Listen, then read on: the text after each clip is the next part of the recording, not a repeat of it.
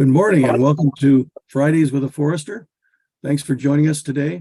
This is March 3rd and our topic today is Minnesota School Forests given by two DNR specialists, connecting students and nature. Next slide, Vanessa, please. So our webinar host is going to be Rose and myself, Gary Wyatt. I'm part of the forestry team with the University of Minnesota Extension. Rose is part of our extension team in the St. Cloud office as an executive office and administrative support. So we've asked her to help host our webinar, and thank you, Rose, for helping with that. And I'm based out of the Mankato Regional Office for Extension. Okay, next slide, Vanessa. We have two of our DNR specialists that work with the school forest in Minnesota. It's amazing. We have so many of them, and they're going to talk about that, connecting students and nature with school forests. We have Laura Duffy, who's the manager of the school forest program, and you see her email there. And actually, I think that's in the chat that Rose put together. And so you can look at the chat, and then we want you to ask questions in the Q&A. But Vanessa Zachman is also out of actually the same regional, almost area that I am at in Mankato at the DNR office. We're not in the same office, but she's the private forest management team for the Minnesota DNR. So she's also going to speak a few slides on the school forest. Next slide, Vanessa. So the details on today's Zoom, it is a webinar Zoom. We are not seeing your faces, and you're really not allowed to unmute, but we want you to ask questions in the Q&A. You can also look at the chat. Rose has typed in some of the email addresses for Laura and Vanessa. So be aware of that, and feel free to, if you can type in the chat, I think you can. If you want to type any references or something that people might want to know about, certainly type that in. We do usually go till 10 o'clock. If we end before that, that's fine. If we go over, that's fine. But we'll keep recording for people that can't join us live today. And then the recordings are going to be saved on the Z link, z.umn.edu/Fridays. So be aware of that for your friends and coworkers that might want to catch this Zoom a little bit later. Okay, Vanessa, I think that might be it. Then I'll let you guys go ahead and start. I'll mute myself. Okay, this is Laura Duffy. Thank you. Well, good morning, everybody. My name is Laura Duffy. I am the School Forest Program Manager in St. Paul, Minnesota. And my job is to manage the school forest program, of which you're going to learn about today. And also we want to figure out how you all can be involved in the school forest, or at least know about these forests. And I've been working for the DNR for the last 20 years. My background is education and nature education. And so you see on this first slide, this is the school forest URL, the webpage. So if anytime while we're speaking, you want to get more information or look at some of our lovely photos, we've got lots of photos there, you can just copy paste that URL into your browser and take a peek. Next slide. Let's see. Before I go on to the next slide, Vanessa, do you want to introduce yourself just like I did?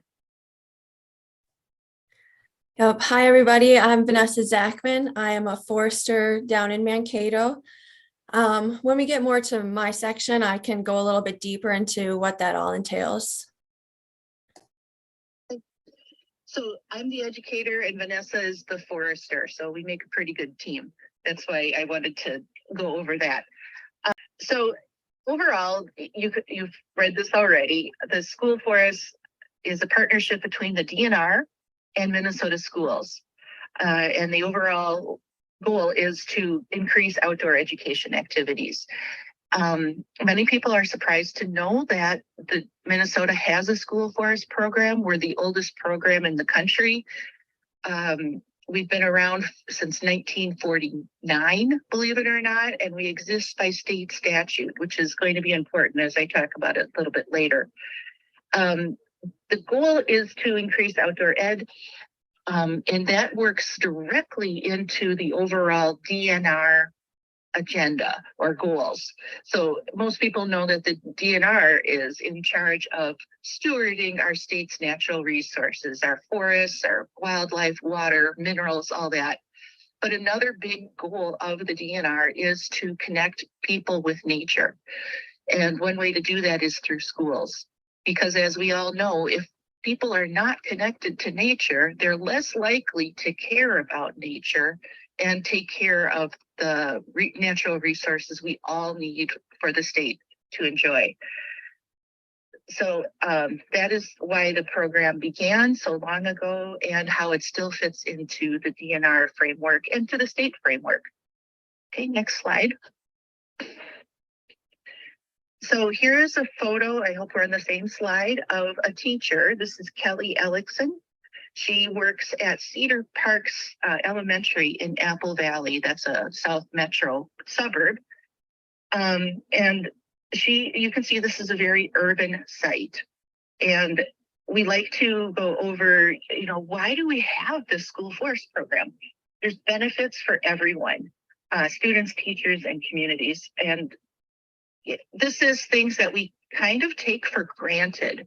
So for those of us of a certain age, millennial or older, we probably grew up with that foundational experience of being outdoors in nature, unsupervised, just messing around and connecting. We cannot take that for granted anymore. Students today are not growing up with that experience, and that is very foundational. And this might be one of the first generations in the history of humanity to grow up like that.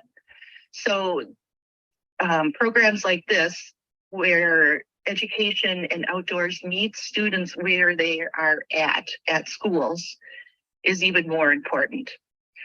So there's a lot of benefits for students, physically, emotionally, socially, all the socials, but also for the teachers.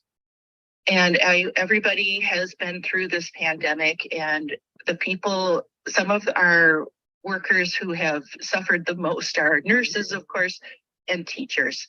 And teachers are burned out beyond belief. And one thing that has been more and more apparent in the last few years is the importance of being outdoors for the teachers as well. And it's helping to relieve some of their stress and burnout. Okay. So next slide, please. All right, here you're seeing some kindergartners, and they're in the snow, and they're taking a little walk through the Hanover School Forest that's in Anoka County. Schools need a couple things to be able to teach outdoors. And one thing, of course, is the teachers need to know what to do when they're out there. They need lessons, they need educational support, they need community and cultural support to go outside with kids. And then second, and that's where I come in a lot. I said I was the education side. And the second thing teachers really need is a safe, interesting, fun outdoor place to be.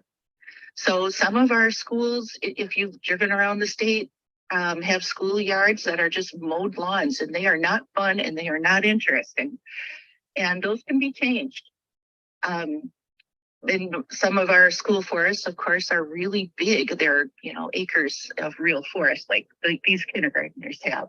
And that's where Vanessa helps and other foresters help to come in, is creating this place that students can explore. Okay. So the next slide with the map of Minnesota. Here's a little bit of stats. So the school forest offers both the education side and the place-based side. I alluded to the program was established in 1949. That was by C.V. Hobson, who was a professor at Bemidji State University. He was also a legislator for the state of Minnesota. He came up with the concept of having school forests, establishing these outdoor areas for kids to learn. And at first it was about forestry and natural resources stewardship, where students would learn that. And that has evolved a lot since then. The first school forest was established in 1950 in Black Duck, which is a town north of Bemidji, and it's still active today. We're up to 151 schools that I help manage around the state. And those pins show you where the schools are located. And as you can see historically, this is to you, Gary, most of the schools have been where forests are. So that southwestern part of Minnesota historically was not very forested. But our policy is that any school can establish a school forest. You need to have at least one tree, and then we can work from there. So maybe we'll get a southwestern school forest someday. The largest school forest in the state is 300 acres. And that's way up in northwestern Minnesota in Clearwater. The smallest is under an acre, not surprisingly in Minneapolis. And it's a very heavily used school forest because it's a third of an acre in a very, very urban area. Altogether, there's 8,000 acres of school forest land around the state. Most of the school forests are assigned to elementary schools, middle schools, and high schools, and they're all over. But there is a couple preschools and one university. And Bemidji State has school forest. Laura, there's a question that what do the colors mean on the map? The colors, I was going to get to that, sure. Okay. That's a very good question. So the colors on the map, if you look at the URL under it, you can copy paste that into your browser and click on a pin and it'll tell you all about that site. The blue color means that the school owns the land. All right, and the school has come into partnership with the DNR. The red colored pins mean the land was tax forfeit and was conveyed to the school for use as a school forest. And if the school stops using that land will be conveyed back to the county or the state, wherever it came from, tax forfeit land. The green pins, and there's just a few, means the school has designated another kind of parcel, such as a city park, to be used as a school forest, and they have joint powers agreements to cover legal responsibilities on both ends. So I would encourage everybody to figure out what is the school forest nearest to you, because there probably is one near you. There's a whole bunch in the metro. You can see that school forests are generally located where people live. So there's a big cluster in the metro and Duluth and the Rochester area and Bemidji, because that's where the program started. I think that's all I wanted to say about that one. They're all over. So next slide, please. So the DNR resources, what the DNR provides education-wise is lessons. And our lessons come from a vast network of environmental education resources from around the country, but also in Minnesota. Environmental education is an entire field of study within the education realm. So one big environmental ed provider is Project Learning Tree. Project Learning Tree is hosted by the Minnesota DNR. There's also Project WET and Project WILD within the DNR as well. So a lot of the lessons come from that, but a big bulk of lessons come from our activity board, which is behind a password protected area. So you can't quite look at that, but we're mentioning it here because it's important, because the lessons on the activity board were given to our program by teachers who are teaching outdoors, so that we can share them with other teachers who are teaching outdoors. And so that comes with just a lot of cred right there, because we have that. So that's some of the education side. And then the other part of that is not only do we provide the lessons, but giving a teacher a book or of lessons is not enough. Usually we have to do some professional development, go to the school site. So if I know Vanessa was just at a school yesterday, we go to the school site, we actually show teachers how to do the lessons outdoors. And we also share tips and tricks on how to manage students outside.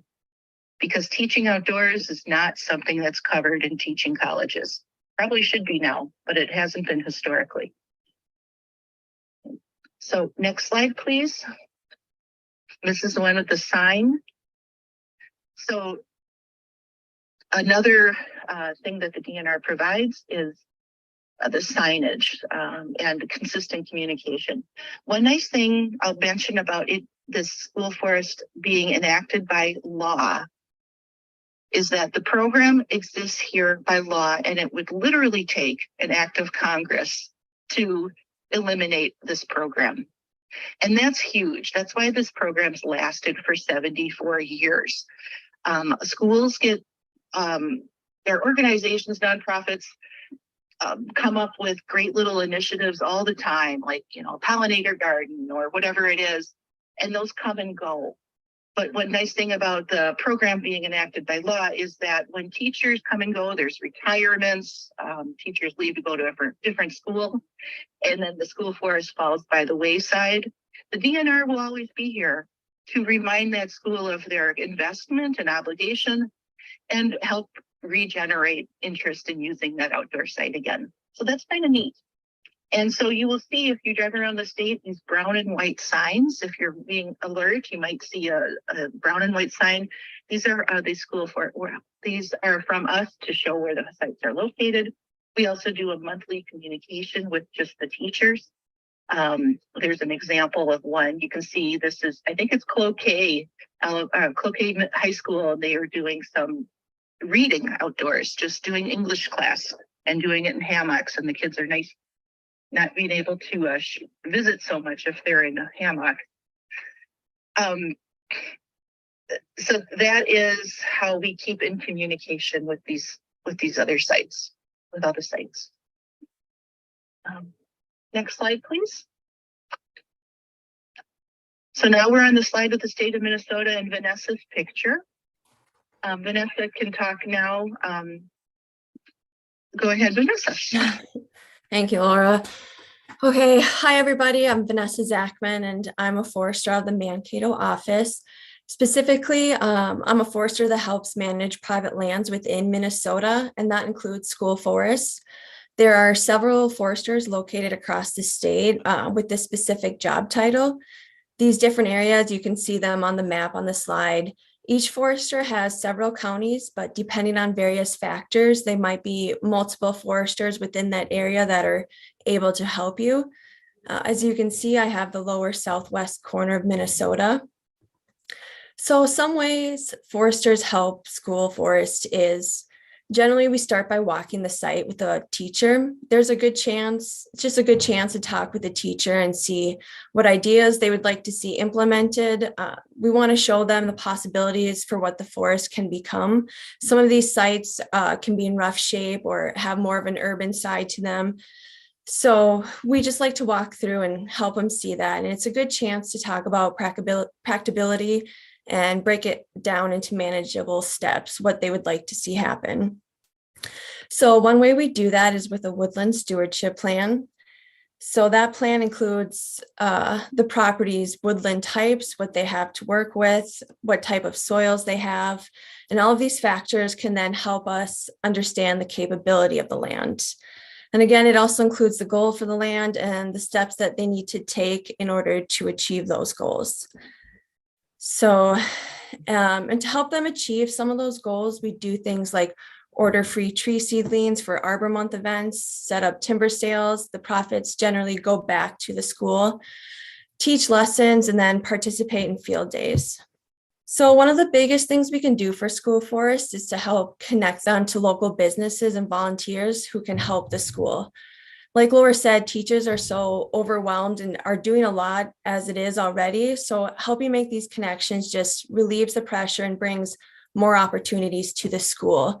So these can be different types of volunteer groups, Eagle Scouts, master naturalists, master gardeners, and just neighbors in general.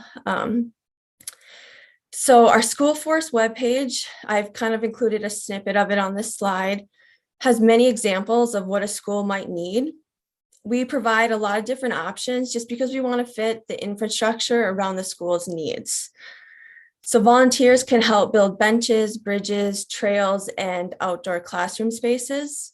You can participate in Arbor Month events, including helping plant trees, taking care of gardens in the spring or summer when students aren't around or teachers aren't around.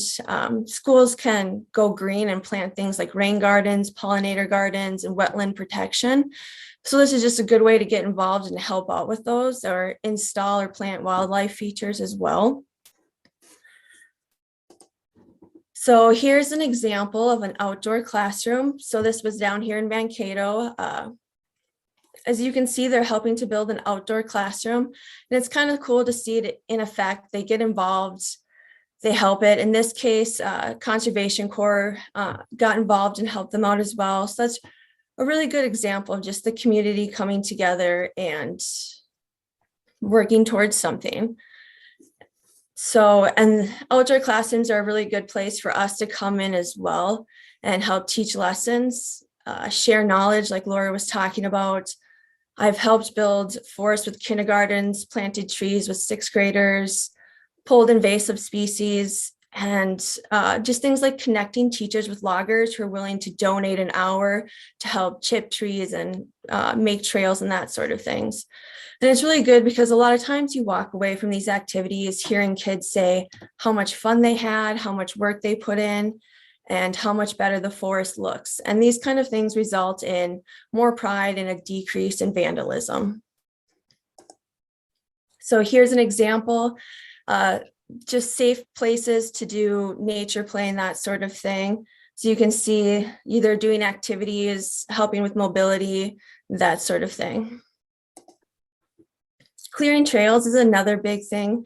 It's important for students who are out in these school forests to be in a safe and accessible environment, and clearing trails is a way we help make that possible. And generally, schools do not have chainsaws or those kind of equipment. So it's where volunteers with resources can come in handy. So Arbor Month is a big day. We do offer through the program free Arbor Month seedlings to school. That's generally in May. They are to be planted on school grounds. So having volunteers come and help and sort and organize and guide plantings is really beneficial and makes things go smoother and helps get the community involved. So one of our biggest things is invasive species. It's a big goal for a lot of schools. Before you can have a healthy forest or be planting seedlings, you need to remove invasive species. They create a monoculture, and when there's not a lot of diversity, you have a harder time teaching or accessing the site. So this is another good one. Mankato was out at the school. We had our forester out there helping to remove invasives and plant other seedlings to grow. So that's a good example of that. So finding school forests that you might want to help out at or that you think would be a good candidate for this program. You can go on that webpage Laura was talking about, find the nearest one to you and offer help. Be specific, let them know what your skill set is or what you're willing or able to do. We've given you a lot of examples, but it's good to also communicate with the school and see what their needs are and what they're thinking. Let them know what times you're available. And in some cases, you will need to do a background check. Working with children, it's kind of important to ensure their safety. If you want to just explore a school forest, it can be a really good idea to check in for when you're going for the first time. You don't really want to be wandering around on school grounds without their knowledge or them knowing you're there. So it can be good for the first time to check in. They might not require it every time, but it's a good safe practice for the first time. Okay, so one final note. It's very important that schools understand that this is a serious commitment and it lasts as long as the school does. So we're not necessarily asking volunteers to designate new school forests, but it's a chance to bring up a discussion for what your area might need. If you do want to get a school involved, there are resources online like a guide on how to start a Minnesota school forest, and that enables you to start asking the right questions to figure out if it's a good fit for that school. It's also helpful to contact Laura and get in touch with the school forest program before going too deep, because you do need to form a school forest committee. So having a school forest committee helps ensure a long-term commitment, it spreads out responsibilities, and it gives needed support to the site coordinator. It's usually 6 to 10 people. A wide array of people is usually good. It's just more perspective and possible solution to issues or tasks or challenges that the school could potentially face. And then you designate your land, and you need to obtain a school board resolution. So like we said, it's kind of a big thing to do. Complete an application, and then from there, you just need 5 activities a year. This can include any grade, any subject, just as long as the school is being used. That's all they really ask to see. Okay, I guess this is some time for some questions. This is that private forester map we talked about. You can see your local forester. If you type in this hyperlink, it'll take you and let you know who is available in that area. This email address goes to Laura, and then this is me specifically if you guys need anything in the Southwest area. I add a few more things before we take questions. Absolutely. Go ahead, Laura. Yes, go ahead. Sure. So Vanessa really did a good job of going over a lot of slides. One thing I wanted to be real clear about is you saw a lot of inspiring photos of things that can happen out there. Vanessa and the foresters like her are kind of like those hotel concierges when you go to a hotel and you say, where do I get wood chips, or where do I go get goats to control buckthorn, or where do I do what? And so Vanessa's nearby to just answer those questions for the schools, because schools are a different kind of property owner. They might own the property, but taking care of a forest is probably the last thing on their mind. They have to teach kids. They have to arrange school buses. They need to do all sorts of things. So that's why schools get a lot of extra help from us just so that this can happen. We call these our outdoor classroom spaces. And so you saw a lot of other pictures. Maybe you're a parent with power tools. I don't know. So it's one thing about these webinars is they're wonderful because we're connecting with so many people around the state, but it'd be nice to know who's listening today. So if there are teachers out there, they're one audience, there might be forester types listening, that's another, but everybody does belong to some kind of community. So you probably have a site near you, and we do encourage you to at least know about the site nearest you. And then if you are going to volunteer to be a school, to help out a school forest, just know this. This is not organized, meaning if you're familiar with being a master naturalist or a master gardener or other volunteer sites, there's some kind of volunteer coordinator who tells you what to do, where to do it. When you help with school forest, you have to be very self-directed. You introduce yourself, but then be very specific about what you can offer. Maybe you can talk about goats. Maybe you want to serve on the committee, but you have to be very specific and self-motivated and self-driven, because no one at the school is going to remember to call you and remind you or ask you questions. They're just going to expect you to show up and do it on your own. So I just wanted to be super clear about that. It's a little bit different. And then I know that Vanessa went over a lot about how to designate a school forest, and that is cool. There are school forests out in the state that are school forests, but they've never enrolled in the DNR program. So if you don't see one of those brown and white signs, it might be one of those kind of sites. And I want to say it is fine if you want to help that out, those school forests too. That's just fine. But there is a distinction between ones that are enrolled, that's 151 schools, and then there's quite a few that are not enrolled. So just so you know, it's out there. Okay. So that's what I wanted to say. Were there any questions in the chat? Yes, there are. Gary, if I could just interrupt you one ahead, moment, Lori, or Vanessa, actually, while I am reading the questions, one of the questions, and I actually just verified it, that minnesotadnr.gov, the woodlands/CFM-map, that link goes to page not found. So if you could take a look at that, and I will go ahead but you might want to stop sharing your screen. So the first question is, would someone share those resources with institutions outside of Minnesota? Okay, I'm not sure which resources, but probably not. as much. So the outside Minnesota, they're not going to get the signs. They're not going to get DNR Forester help. They can get access to lessons, certainly, because those environmental ed lessons are national.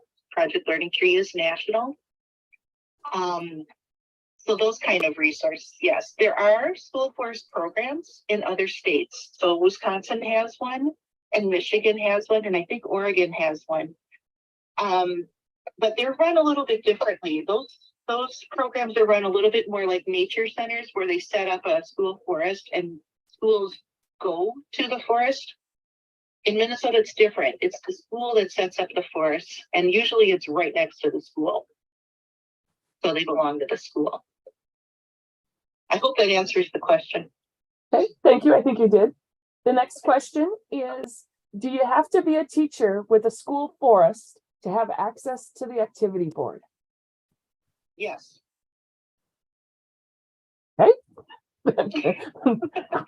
Quite straightforward. Thank you. Next question is, does the DNR help with prescribed burns? So the DNR does a lot of prescribed burns on state lands, WMAs and that sort of thing. When it comes to private lands, there's a lot more liability issues involved. So we generally do not help on the actual burn part. So we can help develop a burn management plan for school forest or that sort of thing, but the actual implementation of that burn is on the school and whoever they would like to hire.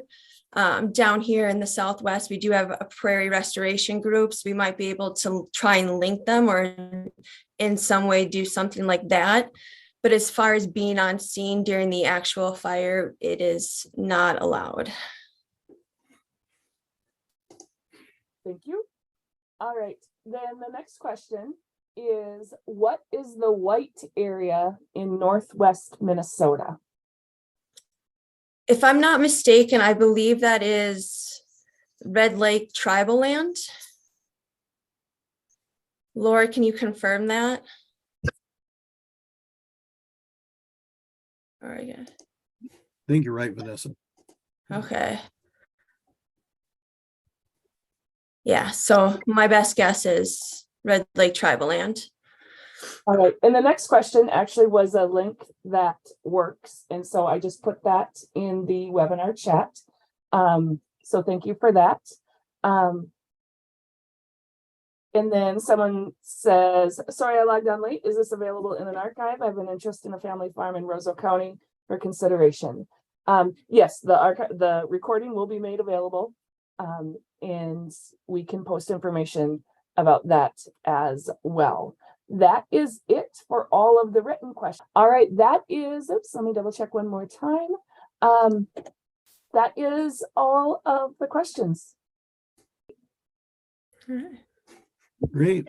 Thank you, Laura and Vanessa. It's been wonderful to have you on today. Let's just close out with a few more slides, Vanessa, and apologize for Laura's connection. We had some technical difficulties, and actually Rose is connecting her with her cell phone on the webinar. We have a few webinars coming up on Fridays with a forester, climate adaptation, windbreaks, and living snow fences, which is really paramount this year, obviously in our snow covered state and our blowing areas in western Minnesota. Foraging for wild edibles, planning for a timber sale, keep your woods healthy and resilient. And then participatory science or citizen science, spotted lanternfly and other invasive species. Those will be coming up. Okay, Vanessa, next slide, please. And so as you end today's Zoom webinar, you'll be asked to complete an evaluation. It's very short, but just wanted to know what you learned today and how you can apply it to your daily lives. And then also any other comments about webinars in the future and topics and so forth that you want to see on Fridays with a Forester. And next slide. Many people wanted to know the recordings. The recordings are going to be posted on z.umn.edu/Fridays. If you don't get our My Minnesota Woods email newsletter each month, you can actually get that by a Z link there. It's just My Minnesota Woods, and then actually the email is MMW email. And thank you, Rose, for putting all those into the chat and so forth. Any other last minute questions? Rose, go ahead, or Vanessa. There are actually two more questions that did come through that I would like to address. So the Thank you. first one is, I am interested in learning more. Is my next step to email Laura? We have a school near me with a large woodlot and it is being mowed for buckhorn, but has a lot of woodland plants. Yeah, the next step would be to email Laura. Generally speaking, when you see these sites where you have a school that has land nearby that would be a great school forest, and we're all community members and we're like, let's do it. The one biggest hurdle is that the school needs to want to do it. So it's to see what is the culture of that school already. Do they want to teach outdoors? Do they have the capacity? But certainly fixing up, I would always encourage anybody to fix up, to help take care of outdoor areas, no matter what, because that is so needed. And I know that Vanessa had that slide in there of all that dense buckthorn. And we call that in the school forest world eye pokers. You cannot, it's really hard to take kids through a site if they have all this buckthorn that's right at their eye level. Not so good. So please do take care of it. But yes, it has to be the school approaching us with the desire to teach outdoors. And you can help that along, but it does need to come from the school.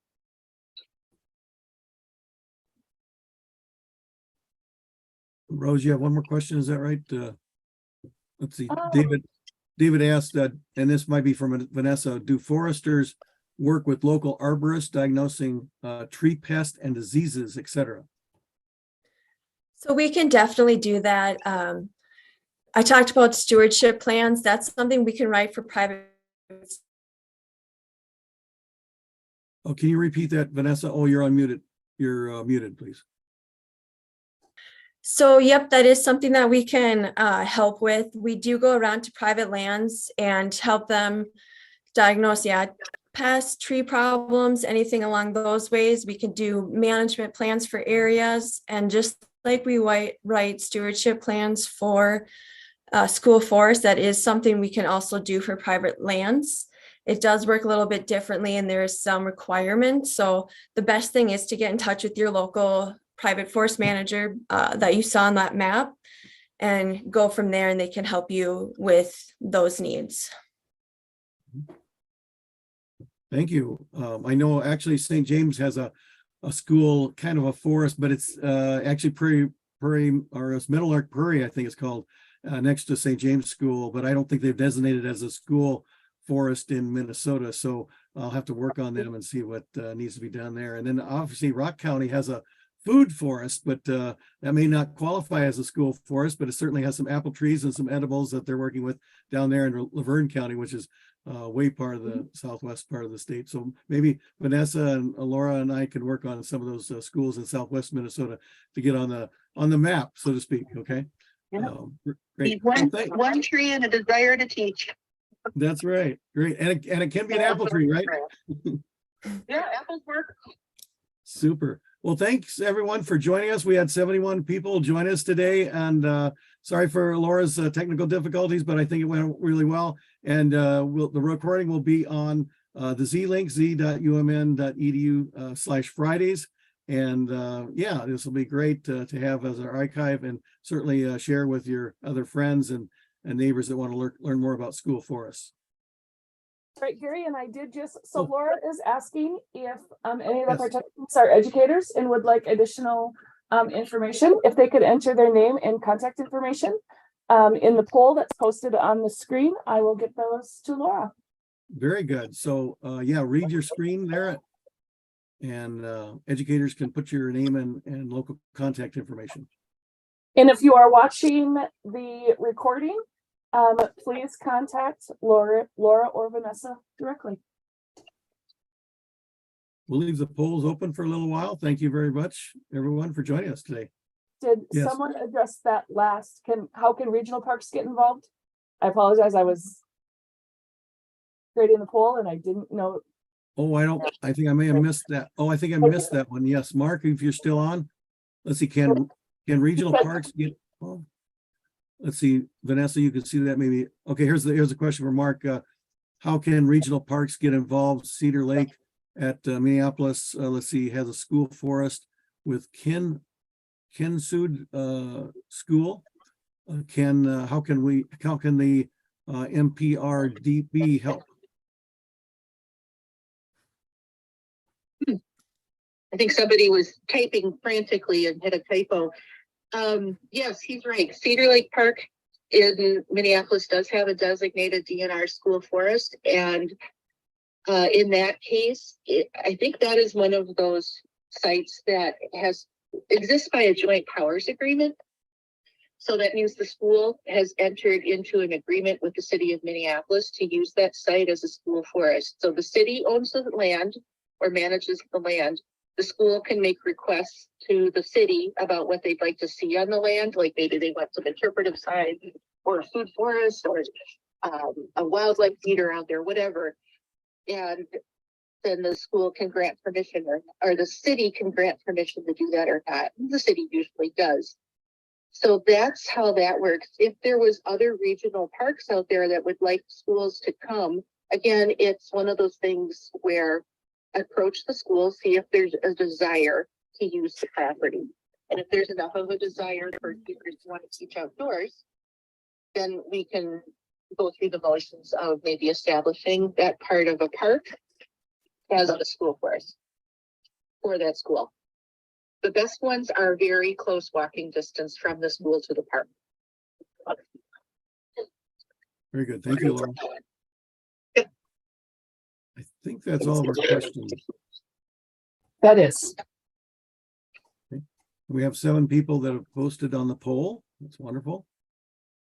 And again, those that are still with us, contact Vanessa and Laura for more information on school forest. It's a wonderful program.